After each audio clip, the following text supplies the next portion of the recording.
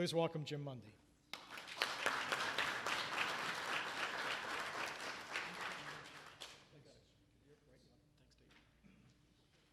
Good evening, ladies and gentlemen. Thanks for coming out on an August night. You're either all bored or just don't have anything else to do in your lives. No? So you come here? So thank you very much. I am honored and flattered to be here, and honored and flattered that you're all here to listen to me. So I'm going to try something a little different. Maybe it's just because I'm old and I grew up with lectures and, anybody remember what we did before PowerPoint? I mean, seriously? I mean, even before you slide. Remember, yeah, we had slides, we had overheads and things like that. Remember that stuff? Yeah, wonderful stuff. But what I've discovered over the last few years in giving talks is that, to me, at least to me as the one giving the presentation, I find it distracting to have to worry about talking and doing the damn slide thing at the same time. So what I'm going to do is give the presentation first, nonstop, and then I'll go back and do the slides. Because I think it's good to see the slides and see what people look like and what places look like and relate to the talk. But I find it hard to concentrate and do them both simultaneously, so I'm obviously not multitasking the way I should or used to. So that's what I'm going to do tonight. That's okay with all of you. All right, so here goes. During the mid-afternoon of August 30th, 1862, at the Second Battle of Bull Run, a, quote, big green country boy, unquote, in the Union Army, just recently promoted to the rank of corporal, was struck by an artillery shell that shattered his legs and left him crippled for the rest of his life. This country boy turned soldier was James R. Tanner, born April the 4th, 1844, on a farm near Richmondville, Schoharie County, New York, approximately 60 miles west of the state capital in Albany. Tanner lived on the farm with his parents, Josiah and Elizabeth, and his siblings John, Julia, and Job. Jimmy, as he was called, worked on the farm, but unlike most rural boys his age, he also attended school. The 1860 census reveals that this 16-year-old was listed as a school teacher, indicating that Jimmy, Tanner, was not destined to stay on the farm. Once the War of the Rebellion started in April of 1861, recruiting offices opened across the county. Josiah wanted his country saved, but he didn't want his boys to do the saving. After many discussions with his father, Jimmy simply announced he was going to enlist. He left the farm, walked to the nearby village of Seward, and mustered in. He joined Company C of the 87th New York Volunteer Infantry Regiment. Why the 87th remains unclear, as the regiment was largely made up of recruits from Brooklyn. Perhaps he simply couldn't wait. The regiment was officially mustered into service in New York City, but Tanner caught the measles that kept him from joining his comrades until the spring of 1862. The 87th was part of General George McClellan's Grand Army of the Potomac and took part in the Peninsula Campaign. Tanner survived the battles of Williamsburg, Fair Oaks, Yorktown, 7 days in Malvern Hill. By August, the 87th was part of General John Pope's Army of the Virginia, and Tanner was now a corporal. 3 days before the Second Battle of Bull Run, General Stonewall Jackson and his Confederate Army swooped down on the Federal troops at Manassas Junction. Tanner survived, but his regiment lost 5 companies in the attack. The next day, Union Generals Cooker and Kearny fought Jackson at Bristow Station, with the 87th again being severely depleted. Tanner's company and the remains of the regiment were consolidated with the 105th Pennsylvania. The Second Battle of Bull Run would not end well for the Army or for Tanner. On the second day of battle, Tanner's brigade, 1st Brigade, 1st Division, 3rd Corps, paused alongside a peach orchard beyond which a ravine stretched at right angles. Soldiers, forever being hungry, climbed into the trees for the ripe peaches, but were spotted by Confederate artillerists who immediately began pitching in shells. The brigade was ordered to lie close to the ground with fixed bayonets and to wait for a lull in the firing. Tanner was stretched forward on his stomach, his legs crossed at his ankles. At approximately 3 p.m., the Confederate batteries let loose a storm of shot and shell. Tanner remembered talking with the sergeant major of the 105th when a fragment from a bursting shell struck his lower left leg, and as he described it, quote, nearly severing the foot at the ankle and then shattering the right leg below the knee into a mass of crushed flesh and splintered bone, unquote. As quickly as possible under those severe conditions, Tanner's companions carried him to safety. Tanner later recalled how, quote, the boys picked me up, laid me on a blanket, no stretcher being available, and twisted a musket on each side and lifted me to their soldiers. The blanket was short, and lying it on my face, I looked under and saw my feet dangling by the skin as they hung off the other end. Some kind-hearted soul gently lifted them up and laid them on the edge of the blanket. End of quote. Reaching the field hospital, the surgeon took off the shredded right leg first. Working on the left leg, an artillery shell burst overhead. The doctor quickly finished his work and, as Tanner wrote, without waiting to wipe the blood from his instruments, threw them in his saddlebag, threw the saddlebag over his horse, flung himself into the saddle, and galloped away. While Tanner was losing his legs, the weakened Union Army was losing its battle. The Union lines began to crumble, and the troops retreated across Bull Run to Stony Ridge, pursued by Confederate soldiers. There was only enough time to remove Tanner and some 200 other critically wounded soldiers to a nearby farmhouse that had been converted into a hospital. The wounded were stretched out on the bare ground and left in the care of one doctor. They were soon overtaken by Confederate troops who took them prisoners. As night came, a cold, drenching rain fell on the unprotected wounded soldiers and soaked the bodies of the feverish Union men. Almost 2,000 soldiers were left behind, scattered over a field 5 miles long and 3 miles wide. The retreating army offered nothing to its fallen soldiers. Unattended for days, they died of hunger and thirst, shock, and gangrene.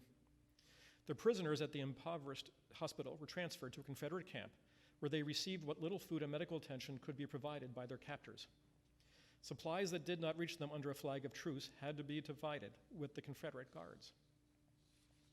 On September 9th, the wounded prisoners were paroled and taken in horse-drawn ambulances on the long and uncomfortable ride to Fairfax Seminary Hospital near Alexandria, Virginia.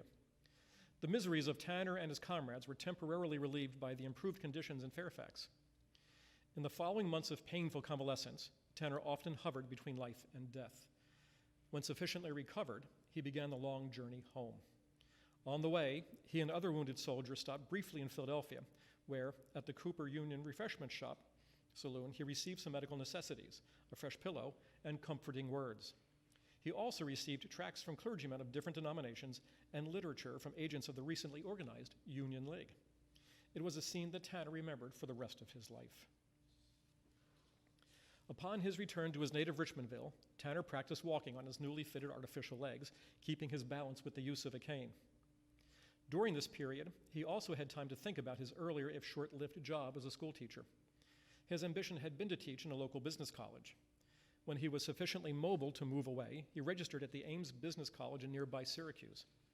He would become efficient in shorthand, or phonography as it was called then, and this would become his major qualification for employment. During this transition in his life, other ambitions began to tug at Tanner at the same time. Emotionally, he overcame the loss of his legs. If anything, his disability sharpened his sense of patriotism and renewed his strong sense of faith in the Union. Tanner decided to return to Washington. He arrived at the Capitol in late 1864. He ironically found a job in the Ordnance Bureau of the War Department and began work as a clerk on December the 1st. He lived in modest quarters on 10th Street, across the street from Ford's Theater. It was Tanner's ability to take shorthand and his proximity to the Peterson House that would thrust him into the events of April 1865. On the night of April the 14th, Tanner and a friend went to Grover's Theater to see a production of Aladdin or the Wonderful Lamp. It was there that the stage manager stopped their performance to announce the shooting of President Abraham Lincoln. Turned out of the theater, Tanner made his way home. As he approached 10th Street, he discovered a silent crowd at the house of William Peterson, next to his own, where the mortally wounded president had been taken. He was halted by a soldier on duty. Quote, "On my statement to the officer in command of the guard that I lived in the house next door, I was passed through the lines and went up to my room. The parlor and bedroom I occupied comprised the second-story front. There was a balcony there, and I found my rooms and the balcony crowded with other residents of the house." End of quote. According to Tanner, the loyalties of some of his fellow residents were suspect, but not a word was spoken against the dying president. At approximately midnight, General Christopher Augur, commander of all the troops in Washington, D.C., came out of the door of the Peterson House and called for someone who could take shorthand. Albert Daggett, a clerk in the State Department and a fellow boarder in Tanner's house, heard Augur's request and immediately mentioned Tanner, who was asked to come into the Peterson House. Tanner descended as quickly as his wooden legs could move him, and he entered the neighboring house. Tanner later described the scene he discovered in the room adjacent to the bedroom where Lincoln lay dying. Quote, "I found Secretary Stanton sitting on one side of the library and Chief Justice Carter of the Supreme Court of the district at the end. They had started in to take what testimony they could of the assassination, having someone write it out in longhand. This had proved unsatisfactory. I took a seat opposite the secretary and commenced to take down the testimony. Thus began the first recording of the events in Ford's Theater just a few hours before." The recording of this tragic event began at approximately midnight. Tanner, using the pen and ink provided for him, he continued the testimony on the same sheet of paper on which his unidentified predecessor had entered 11 lines of longhand. The first witness was Alfred Cluffley, a clerk in the second auditor's office. Cluffley had witnessed the escape of the would-be assassin of Secretary of State William Seward. Tanner was so excited at the time he began that he feared, most of all, that he would be unable to read back what he was writing. He quickly regained his composure and accurately recorded the testimony on the unruled sheet of paper in the shorthand that he had learned the year before. Cluffley was followed by Lieutenant A.M.S. Crawford of the Volunteer Reserve Corps. Crawford had observed the movements of John Wilkes Booth prior to his entrance in the president's box. Harry Hawk, the only actor on stage when Booth made his dramatic leap from Lincoln's box, spoke next. Then came James Ferguson, the saloon keeper from next door to the theater, who knew Booth well and hurried to the Peterson House to tell what he knew. Henry Phillips, the actor-singer from Philadelphia, and Colonel George Rutherford of the Quartermaster Corps were the last two witnesses. Many years later, Tanner stated that Laura Keene, the star of My American Cousin at Ford's Theater that night, also gave testimony, but her written statement did not survive in the Tanner papers. By 1:30 in the morning, the interrogation of the eyewitnesses was complete. Tanner later reported that, quote, our work was often interrupted by reports coming to Secretary Stanton and more often interrupted by him when he altered the testimony to give orders. 2 years later, in a letter to Hadley Walsh, with whom he had studied shorthand in Syracuse, Tanner wrote that, quote, in 15 minutes, I had testimony enough down to hang Wilkes Booth, the assassin, higher than ever Haman hung, end of quote. And many years later, the hour recorded by Tanner was used to question Stanton's delay in sounding the alarm for Booth's capture. But let's get back to the story. At the end of the testimony, Tanner, still writing with pen and ink, began to transcribe the eyewitness statements using paper of different size than containing the shorthand. His earlier fears proved unwarranted when he realized he could read back his shorthand without difficulty. At 6:45 in the morning of April the 15th, Tanner finished transcribing his notes and then entered the room where the president lay dying. About 45 minutes later, Tanner wrote, quote, the Surgeon General crossed the pulseless hands of Lincoln across the motionless breast and rose to his feet, end of quote. In the stunned and saddened group of officials and soldiers who had witnessed the death of the president, the Reverend Phineas D. Gurley, Lincoln's pastor, broke the silence by reading a short prayer. The anguish of that tragic moment was vividly recalled by Tanner. He wrote, quote, I snatched a pencil and note from my pocket, but in my haste defeated my purpose. My pencil point, I had but one, caught in my coat and broke, and the world lost the prayer, a prayer which was only interrupted by the sobs of Stanton as he buried his face in the bedclothes. As Thy will be done, Amen, floated through the little chamber, Mr. Stanton raised his head, tears streaming down his cheeks. Stanton, who Tanner later described as the one man of steel, quickly regained control of himself. He directed General Thomas Vincent to take charge of the body and called a meeting of the cabinet in the room where the testimony was recorded. That long vigil had ended. Tanner returned to his apartment adjoining the Peterson House and began writing a second longhand copy of the transcribed testimony of Stanton's. He was not pleased with the quality of the first transcript and thought that the Secretary of War deserved a better copy. Tanner transcribed the original testimony. He then wrote, I had been thus engaged but a brief time when, hearing some commotion on the street, I stepped to the window and saw the coffin containing the body of the dead president being placed in a hearse, which passed up 10th Street to F and thus to the White House, escorted by a lieutenant and 10 privates. As they passed with measured tread and arms reversed, my hand voluntarily went to my head in a salute as they started on their long, long journey back to the prairies and the hearts he knew and loved so well, the mortal remains of the greatest American of all time. About midday, Tanner took the testimony to Stanton, but the secretary had retired and Tanner left the manuscript with a clerk. In the trial of the conspirators that followed, there was no mention of the terse testimony taken in connection with the assassination, and the testimony itself, the legal process of which may be questioned, was the first step taken by Stanton in utilizing his self-assigned authority. In September of 1865, Tanner returned to New York and obtained employment in the state legislature. For the next few years, he studied law with Judge William C. Lamont and in 1969 was admitted to the bar. Instead of practicing law, however, he accepted a clerkship in the Custom House in New York City.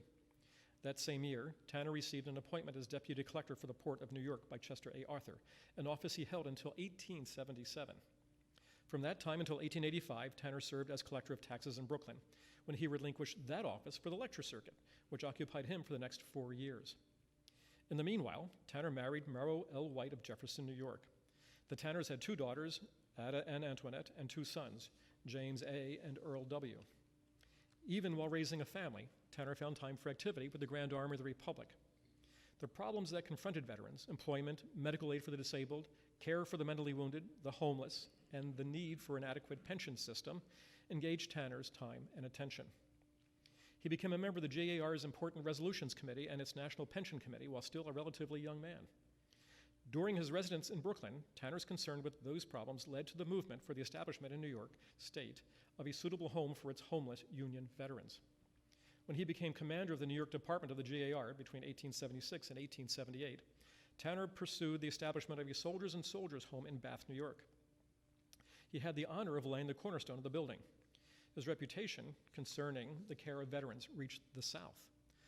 When the Confederate Soldiers' Home and Camp was organized in Richmond, Corporal Tanner was invited by the governor of Virginia to serve on the original Board of Trustees. He then accepted the honor to address those against whom he fought. It was on this occasion that he met the distinguished Confederate General John B. Gordon, who described the exuberance, cordiality, and good humor of the Union veteran. Gordon later recalled a fundraising affair in 1895 for the home in Richmond at which the legless veteran was the speaker of honor. Tanner's patriotic oratory was unanimously acclaimed, and his reputation in the interest and well-being of both Union and Confederate veterans did much to heal the lingering wounds of the war. As Tanner said for many years, he left his legs in Fairfax and his animosity at Appomattox. During his years on the lecture circuit, Tanner's talks were dominated by 2 themes: an adequate veterans pension and the Republican Party, which he had joined shortly after the war. As a representative of the GAR and a semi-official in the Republican Party, Tanner was in an excellent position to present the claims of veterans directly to 2 U.S. presidents, Ulysses S. Grant and Chester A. Arthur. In 1882, Tanner's appeals resulted in an increase of 817 veterans employed by the Pension Office. In his campaign tours through the West and Midwest in 1886 and 1887, he helped win the soldiers' vote for the Republicans. In the presidential election of 1888, Tanner's efforts were credited with winning the narrow margin of votes that carried Indiana for its home state candidate, Benjamin Harrison. With party backing, Tanner became the choice for the positions of U.S. Commissioner of Pensions in the Harrison administration. He revised the disability ratings of many pensioners and was charged with doing so without application by the recipients of the new benefits. His object was to raise pensions to a monthly minimum of $4. In this zealous atmosphere, pension office employees allegedly took advantage of Tanner's order to re-rate many veterans by sending pensions to soldiers who had not even applied for them. New names were added to the pension rolls, and Tanner was soon charged with abuse of office and with liquidating the Treasury Department surplus inherited from the Cleveland administration. Tanner's superior cabinet member, the Secretary of the Interior, asked him to stop these actions, but Tanner insisted that he alone was responsible for the functioning of the pension office. 9 months after his appointment, Tanner submitted his resignation to President Harrison. Tanner's integrity was, not surprisingly, upheld by the GAR, but the Democratic Party used Tanner's brief term in office to criticize and undermine the Republican administration. So in 1889, the humor magazine Puck ran a series of satirical cartoons depicting Tanner as a Jack the Ripper veteran blind to the larger interests of the nation. After his resignation, Tanner became a pension attorney in Washington, D.C. In 1904, President Theodore Roosevelt appointed Tanner Register of Wills of the District of Columbia. He continued to advocate for veterans' benefits and campaigned for the Republican Party. Tanner went on the stump for William McKinley, sharing the platform with Frederick Douglass, the former slave who became the 19th century's leading proponent of equal rights for blacks. During the 1896 presidential campaign, in the company of Generals Daniel E. Sickles and Oliver Otis Howard, Tanner recalled speaking at a mass rally in Philadelphia where the audience, quote, crowded the aisles to see the legless corporal, the one-legged Sickles, and the one-armed Howard. He had a sense of humor. He also made frequent appearances at the Union League of Philadelphia where he was truly, quote, singing to the choir. In 1905, 40 years after the assassination of Abraham Lincoln, an article appeared in the Washington Post which stated that of those present at the Peterson House, there were but a few survivors.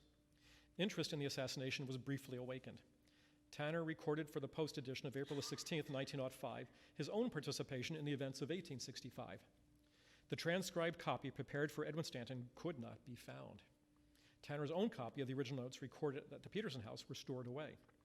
The manuscript was located and mounted by his son James on sheets of linen, bound together, and sworn to by his father as being the original testimony.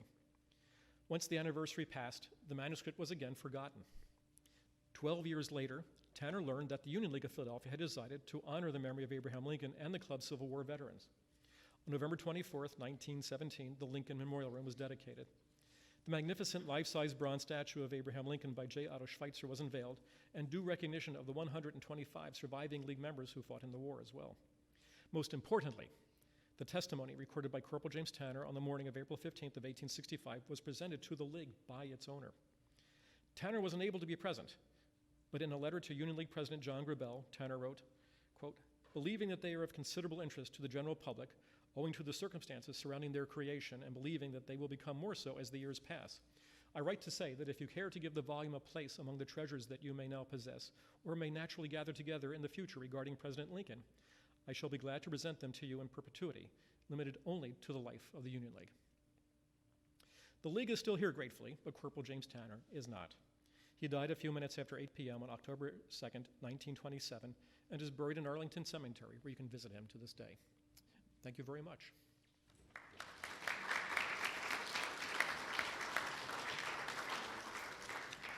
All right. Now we'll see if this theory about reading and then looking or watching works.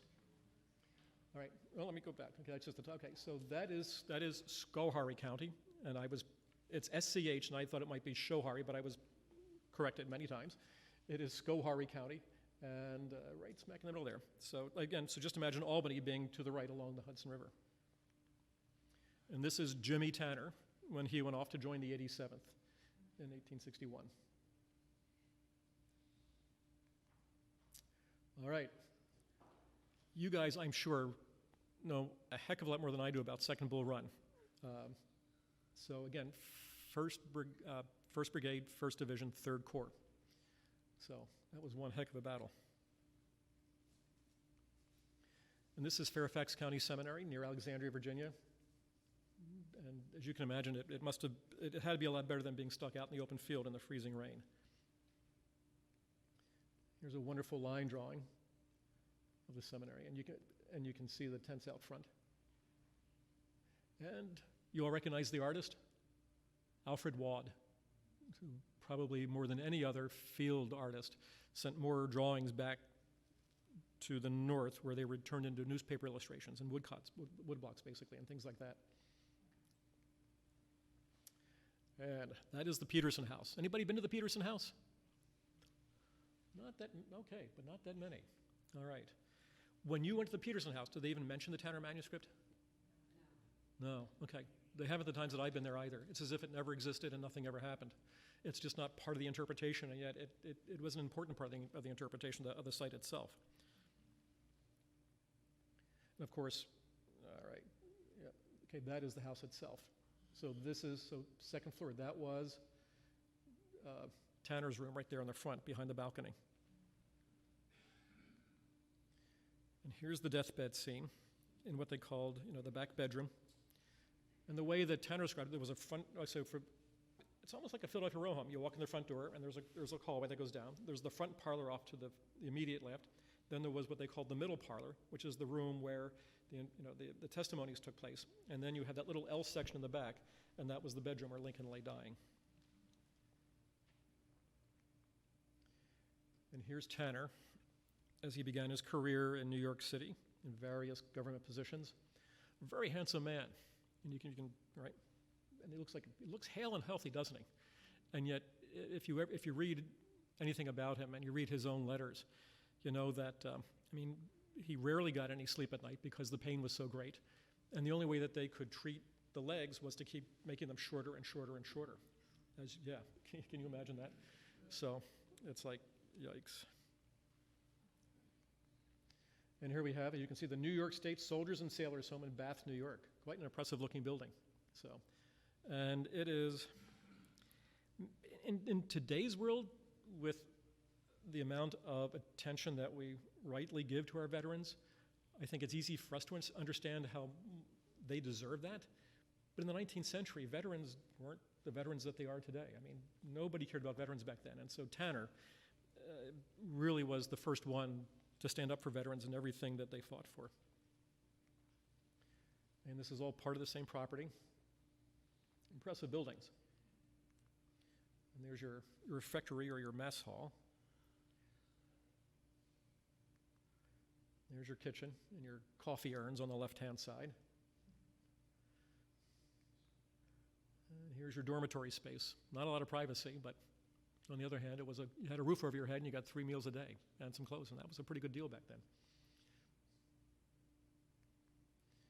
Right, and this is the pension building in Washington, D.C. Still there. It's a magnificent building. I've not been in it myself, and I keep meaning to do it. I know, yeah. If I go to D.C., I take grandkids, and they don't want to, it's like, you're not going to take us in there, Pop-Up, are you? And I say, no, we're not going to go in there at this time. But I'll get you in there one of these days. So, and I just love this frieze on the outside of the building. It is absolutely extraordinary. I mean, it's just phenomenal. There's a close-up of it. Isn't that great stuff? I mean, it really, really is. What's the name of the building? It's the old pension building. It's now the National Building Museum. Yeah. So. Huge inside. Oh, that? Sky. Here you go. Look at it. Yeah. Mm-hmm. National Building Museum. National Building Museum. Mm-hmm. Yeah. As they say, they don't build them like that anymore, do they? I mean, it is just amazing. And that's just look at that. And of course, you can see the Capitol in the background. So, gives you some idea of where it's located. Pardon me. And this is the soldiers' home in Richmond, Virginia. Maybe not quite as nice as the one in Bath, New York. So here we have these cartoons that appeared in Puck. And if you look at the word pensions is written on the kepi up top, all right? He looks like, and there's your symbol, but it's just, and of course this says U.S. Treasury. Now keep in mind that until 1916, Civil War pensions were the single largest budget item in the federal government.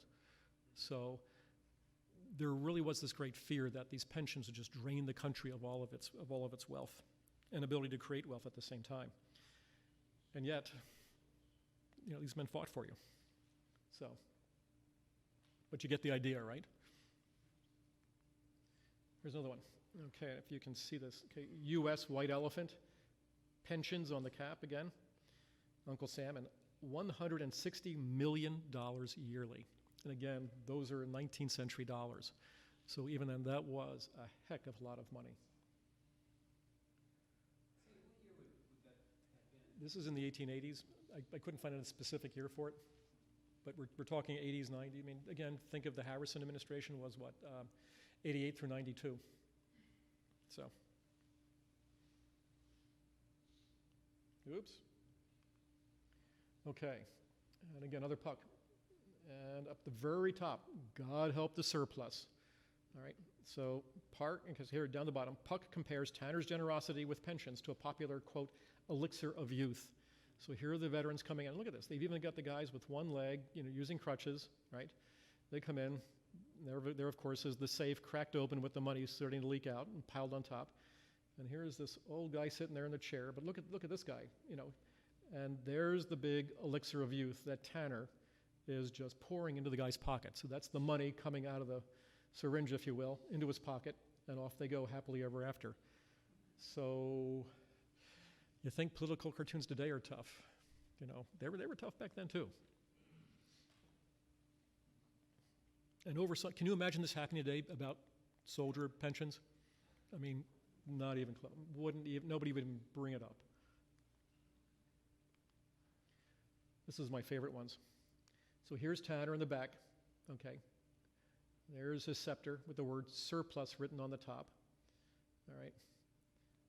Secretary of the Interior, and there's the president himself, because that says the president's chair right there, and you can clearly see what importance the cartoonist is giving the president versus Tanner. I mean, just look at the size of Tanner. He just overwhelms them all, and that obviously is the image that this whole pension issue is overwhelming the country, and certainly has overwhelmed their president. And of course, Harrison only lasted the one term. So, and there's Tanner in middle age, still a really handsome looking guy, isn't he? I mean, he really is. So, and despite his disabilities, I mean, and keep in mind that this man is traveling. I mean, he becomes commander-in-chief of the GAR. I think he only missed 2 encampments in all those years. So the man was traveling all the time. He's everywhere, and with the family, with children, the whole 9 yards. I mean, he was really. I wish I got to know him. Okay, and this is him in the early 20th century. Okay, you can see his GAR medal right there. Look at that look. He's like, you're talking to me? You're talking about pensions? I did what I had to do. Don't even think about it. And there he is. So I have not yet been to Arlington to see the grave either, though it is certainly one of the things I really, really want to do, because I think we all owe James Tanner a debt of gratitude. So that's the show, folks. I hope you've enjoyed it. So thank you.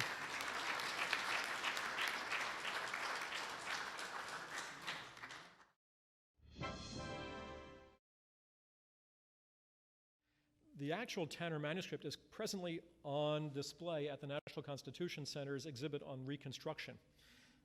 I think probably 20 years ago I gave this talk to Old Baldy when it was on Pine Street, and I could actually bring the manuscript with me because it was a different world back then. I couldn't do it today, unfortunately. But what I do have, though, is a facsimile copy. And this is literally its size and what it looks like. So if anyone wants to come down and take a look at it and flip through it, please feel free to do so. I would encourage you to do it. It's fascinating to read. And what I would really encourage you to do is come down. Actually, here, while I'm at it, do you guys mind if I read you something? No. Okay. All right. I think every time I read this, I still get a chill down my spine. It is just, to me, this is the one that gets me every time.